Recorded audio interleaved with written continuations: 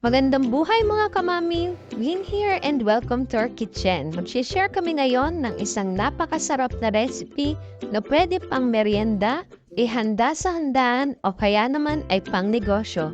Kaya ano pang iniintay natin? Let's go! Sa isang mixing bowl, maglagay ng 1/2 cup melted butter, 1/4 cup granulated sugar, 200 ml condensed milk, 1 whole egg, 1/2 teaspoon salt. Then, haluin ito ng mabuti.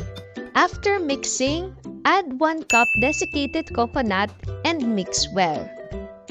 Yan!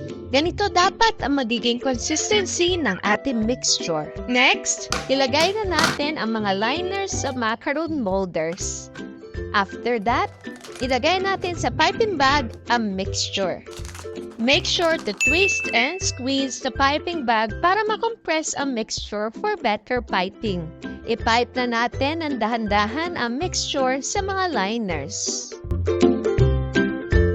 Ayan, pwede na natin ito i-bake sa preheated oven for 15 minutes in 170 degrees Celsius. After 15 minutes, tapos na tayo mag-bake.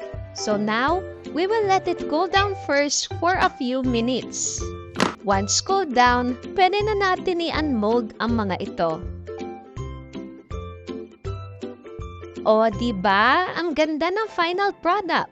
Ready to serve na ang ating butter coconut macaroons. Ayan, kung tatakaw kayo sa dessert recipe na ito mga kamami, please don't forget to like, share, and subscribe and turn on the notifications para updated kayo sa mga masasarap at nakakatakam na recipes na i-upload sa aming channel. See you in the next video and happy cooking!